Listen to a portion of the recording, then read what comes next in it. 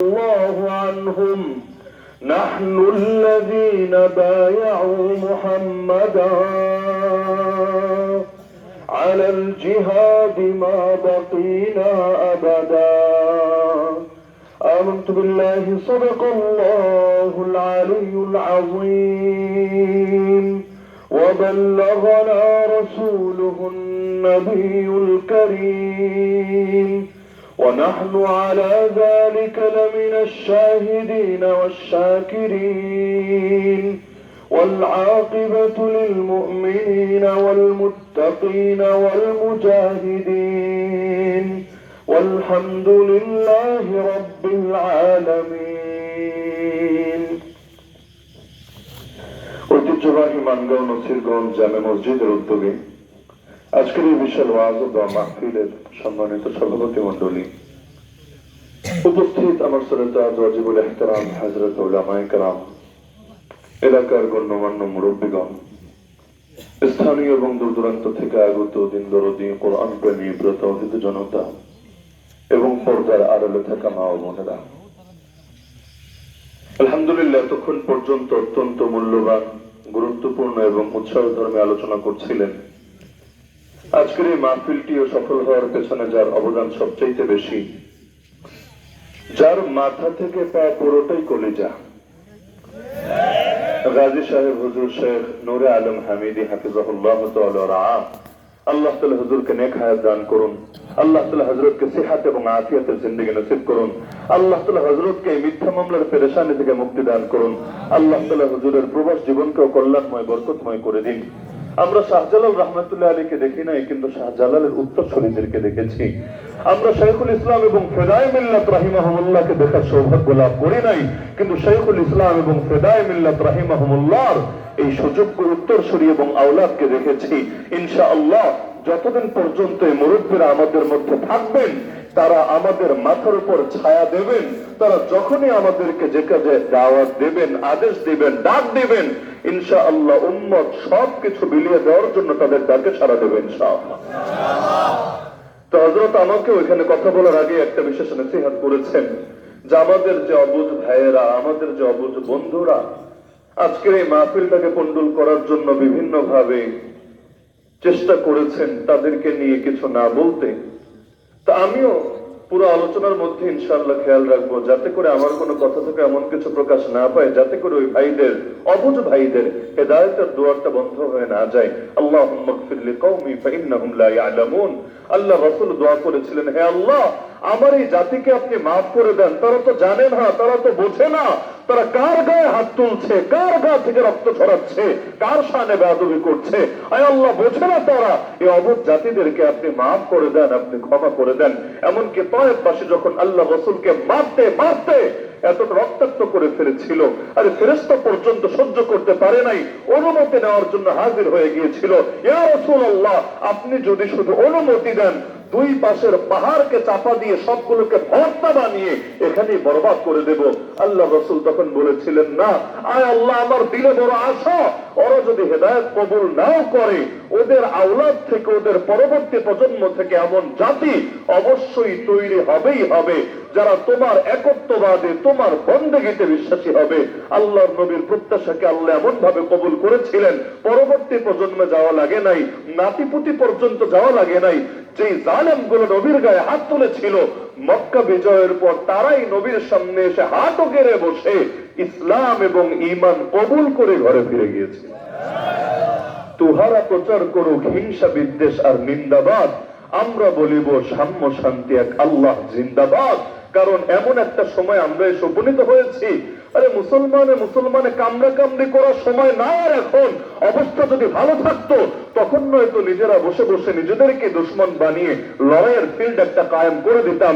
কিন্তু হযরত তো লম্বা চড়া আলোচনা করেছিনি, আমরা এমন একটা হালতে উপনীত হয়েছি, দেয়ালে পিঠ ঠেকে গিয়েছে, পায়ের তলায় কেমন জানি মাটি নেই, মাটি সরে গিয়েছে। মুসলমানের রক্ত অনেক ক্ষেত্রে কুকুর শুকুরের রক্তের চাইতে কম দামি হয়ে গিয়েছে।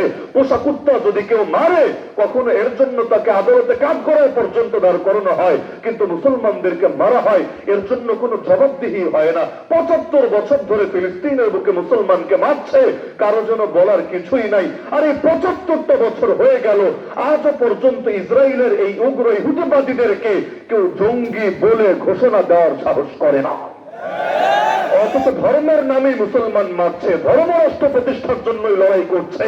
এমনকি আমাদের প্রথম কেবলাই মসজিদ আকসাটাকেও দখল করে রেখেছে, এটাকে ভেঙে একটা মন্দির বানাবে বলে, থার্ড টেম্পল বা সুলাইমানি টেম্পল বানাবে বলে। তো ধর্মের নামে যখন লড়াই, ধর্ম রাষ্ট্র প্রতিষ্ঠার জন্য যখন লড়াই, ওদের ধর্মীয় নেতা, ওদের মেথুল সে দাজ্জালকে রিসিভ করার জন্য যখন এই লড়াই, তো দরকার তো ছিল ধর্মের নামে সন্ত্রাস করলে যেহেতু জঙ্গি বলে, এই ইসরায়েলের ইহুদিবাদীদেরকে দুনিয়ার সবচাইতে বড় জঙ্গি বলবে। কারণ ওদের হাত যেই পরিমাণ মুসলমানের রক্তে রঞ্জিত হয়েছে, পৃথিবীতে দ্বিতীয় কোন জাতির হাত এত পরিমাণ মানুষের রক্তে রঞ্জিত হয় নাই। এমনকি যারা ইতিহাস পড়েছে সকলে জানে এই জালেম, এই বনি ইসরায়েল, এই ইহুদিরা যেই পরিমাণ নবীদেরকে হত্যা করেছে, আসমানের নিচে জমিনের উপরে এত বেশি নবীর রক্ত কেউ ঝরায় নাই, তারপরও তাদেরকে জঙ্গি বলার সাহস কেউ করে নাই। দিন শেষে মায়ের খায় যেই জাতি, মজলুম হয়ে যেই জাতি, নির্যাতিত, নিপীড়িত, নিগৃহীত, নিষ্পেষিত, রক্তাক্ত হয় যেই জাতি, সেই মুসলমানদেরকে বলে জঙ্গি। সেই মামলা নিয়ে তাদেরকে বছরের পর বছর বন্দিত্বের যাতনা সইতে হয়। ঈদের পর ঈদ চলে যায় ঘরে, আর তাদের ফেরার তৌফিক হয় না। এসব জুলুমের শেষ কোথায়? এমনকি এখন যা হচ্ছে, এই যে ফরিদপুরের মধুখালী উপজেলার সেই ডুমাই ইউনিয়নের মধ্যে পঞ্চপল্লী গ্রামের মধ্যে, মানে 5টা গ্রাম মিলে একটা অঞ্চল, সেই পঞ্চপল্লীর মধ্যে যেই 2 ভাইকে হত্যা করে দেওয়া হয়েছে, যাদের একজন ছিল 15 পারা কোরআনের হাফেজ। 15 পারা কোরআনের হাফেজের বয়স কত কম, একজনের মাত্র 15, আরেকজনের হলো 21। এই যে আমার 2 জন মুসলমান ভাইকে হত্যা করা হলো, ইতিমধ্যে 2 দিন শেষ। আমি মিডিয়ায় অল টাইম নজর রাখছি, আমার নজরে পড়ে নাই আজও পর্যন্ত, এই মুহূর্তে বয়ান করা পর্যন্ত একটা মাত্র মানুষকে গ্রেফতার করা হয়েছে, আমার নজরে পড়ে নাই। হয়তো বলবেন হুজুর 2 দিনে করে নাই, আগামী 2 দিনে হয়তো করে ফেলবে। মন সাক্ষ্য দিতে চায় না, কেন জানো? এই আস্থা নষ্ট হয়ে গিয়েছে। কারণ আমাদের এক ভাই হাফেজ সাহেব যাত্রাবাড়ি মাদ্রাসায় জালালাইন জামাতে পড়তো, মানে আর 2টা বছর শেষ করতে পারলে আল্লাহর বান্দা একজন আলেম হতো, মাওলানা হতো, নবীর ওয়ারিস হতো, আর উম্মাহ আরেকজন সৈনিক পেত। আল্লাহর বান্দা জুম্মার দিন অসুস্থ হয়ে জুম্মার নামাজ শেষে ফার্মেসিতে গিয়েছিল ওষুধ কিনবে বলে, কিন্তু এক দলের 2 অংশের মধ্যে মিছিল করতে এসে, শান্তি সমাবেশে এসে অশান্তি বাঁধিয়ে দিল, লড়াই দাঙ্গা হাঙ্গামা শুরু হয়ে গেল। তোমাদের লড়াই তোমরা করো, আমাদের কিছু আসে যায় না। কিন্তু একই দলের 2 অংশের লড়াই হলো। এখান থেকেই কে বা কারা সেই হাফেজ সাহেবকে এমন নির্মম ভাবে, নৃশংস ভাবে ছুরিকাঘাত করলো, আল্লাহর বান্দা পরবর্তীতে শহীদ হয়ে গেল, এই মায়ের দুনিয়া ত্যাগ করে আল্লাহর মেহমানি হয়ে গেল। আর ইতিমধ্যে প্রায় 1 বছর হয়ে গিয়েছে, আজও পর্যন্ত একটা মানুষকে গ্রেফতার করা হয় নাই, আজও পর্যন্ত সুনির্দিষ্ট ভাবে কাউকে অভিযুক্ত করা হয় নাই, আজও পর্যন্ত এটা নিয়ে কোনো উল্লেখযোগ্য বয়ান, বক্তৃতা, বিবৃতি, দায় স্বীকার কিছুই করে নাই। এমনকি ঢাকার মতো একটা জায়গা যেখানে সিসিটিভি ফুটেজের অভাব পড়ে না, আবার দিনে দুপুরের একটা চিত্র, তাও সমাবেশের মধ্যে, মিছিলের মধ্যে, যেখানে হাজার হাজার মানুষ এর প্রত্যক্ষদর্শী, এর সাক্ষী, সেখানে যদি ওরা কোরআন হাতে নিয়ে কসম খেয়ে বলে আমরা এর কোনো প্রমাণ পাই নাই, কোনো সাক্ষী পাই নাই, কোনো সিসিটিভি ফুটেজ পাই নাই, কোরআন হাতে নিয়ে কসম খেয়ে বললেও তো এটা বিশ্বাসযোগ্য না।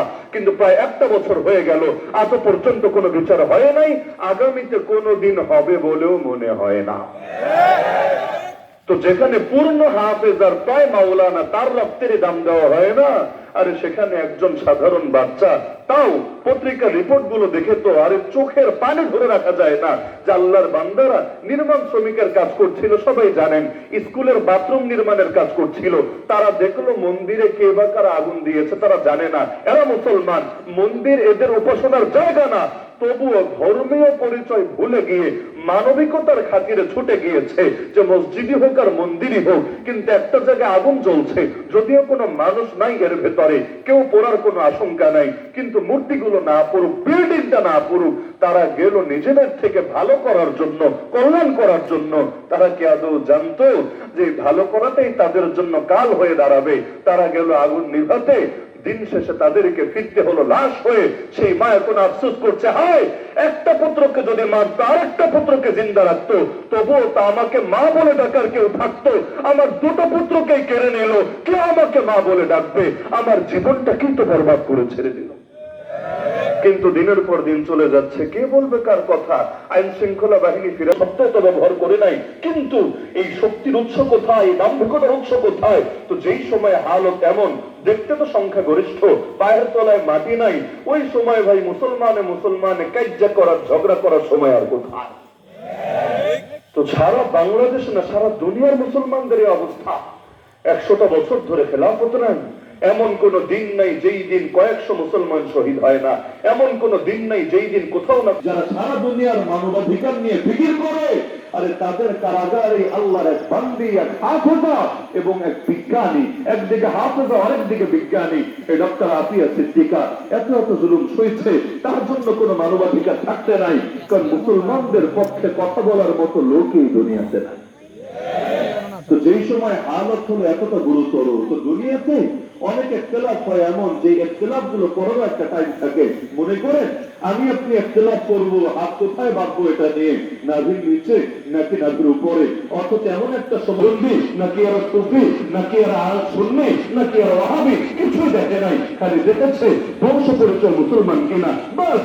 যখন জেনেছে বংশ পরিচয় মুসলমান, আর কোনো ছাড় দেয় নাই।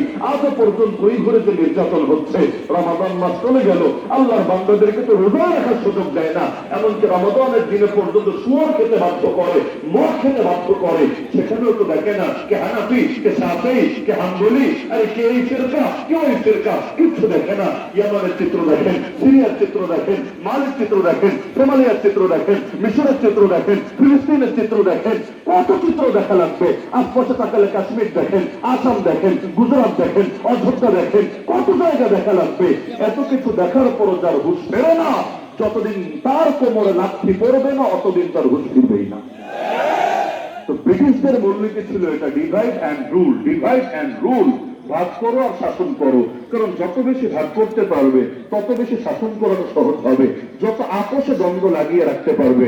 মনে করুন এক ফ্যামিলিতে ভাই আছে অনেকগুলা, যারাই তাদের বিরুদ্ধে লাগে সব ভাই একযোগ হয়ে ওদেরকে রুখে দেয়। এখন এই ফ্যামিলির লোকদেরকে নিধন করতে চাইলে সহজ তরিকা কি? আসল তরিকা হলো ভাইয়ে ভাইয়ে লাগায় দাও। ওরা যদি লেগে যায় তাহলে একটা একটা করে নিধন করতে থাকবা, কেউ কারো পাশে দাঁড়াবে না, কেউ কারো সঙ্গী হবে না। ছোট্ট একটা গল্প বলি, বুঝতে সহজ হবে, যদিও সাধারণত গল্প বলা আমার তবিয়তে ধরে না।